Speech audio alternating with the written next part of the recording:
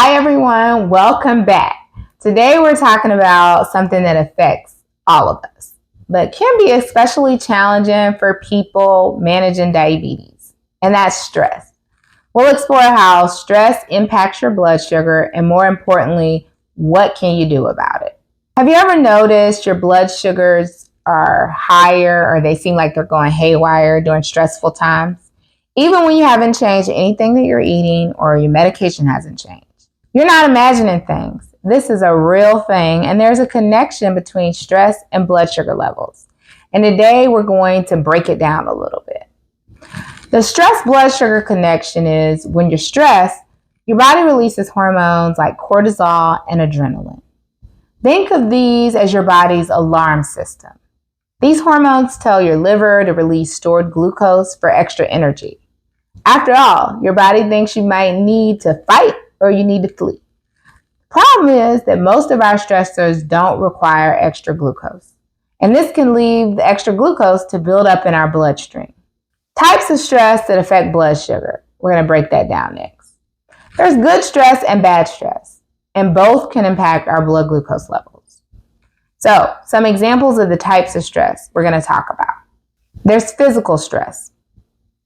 Physical stress could be an illness or an infection, lack of sleep, physical injury, doing extreme exercise. Those are all examples of physical stress. Then we have emotional and mental stress. This could be work pressure, conflicts that we have with family, financial worries. It could be major life changes. And then there's life event stress, and this can be positive or negative. Things like planning a wedding, getting a new job, becoming a new parent and having to manage that. Or it could even be moving into a new home. Happy, but stressful. So here's where things can get tricky. High blood sugars can make you feel anxious and stressed, which can then raise your blood sugars even more. The key is identifying what's causing the high blood glucose levels and what is contributing to your stress level. Once we identify this, we must find ways to manage stress, because if left unmanaged, stress can affect your physical and emotional health, and it's going to impact your overall well-being.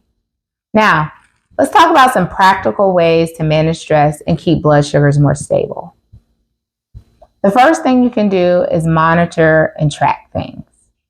Keep a stress and blood sugar diary for a few weeks. Notice patterns that you see between stressful events or stressful days and what your readings are. This information can be really valuable for both you and your healthcare team as you work on problem solving and strategies. The second thing is quick stress relief techniques that we're going to talk about. So, what can you do? There's deep breathing exercises, progressive muscle relaxation, short meditation sessions, mindfulness, or even taking a brief walk, all ways to reduce stress.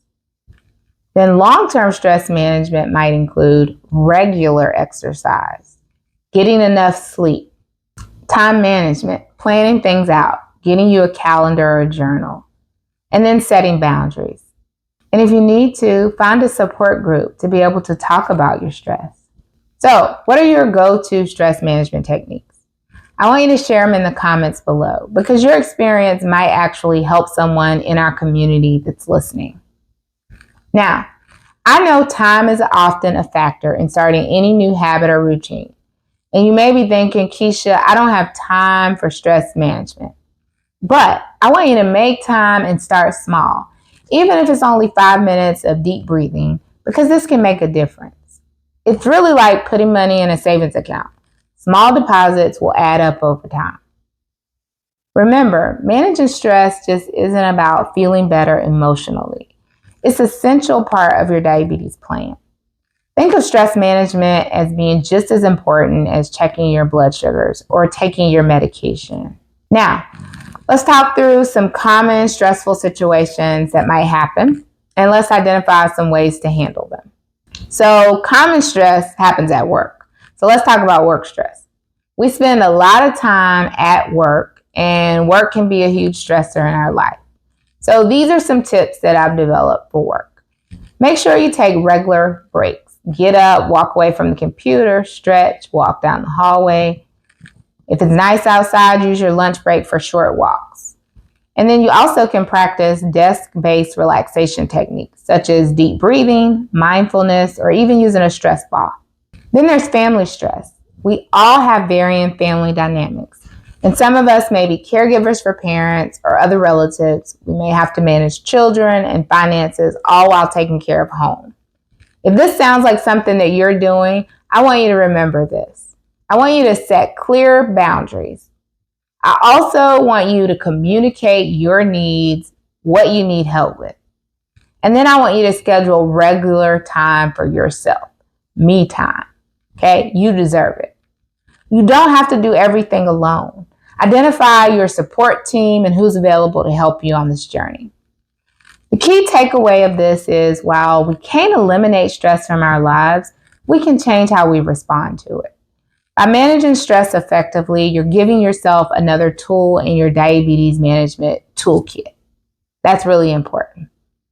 Thanks for watching, and remember, taking care of your mental health is just as important as managing your blood sugars. Don't forget to like this video and subscribe if you haven't already done so. And if you found this episode helpful, I want you to share, because I always tell you, sharing is caring and somebody else might benefit. So I look forward to seeing you next week.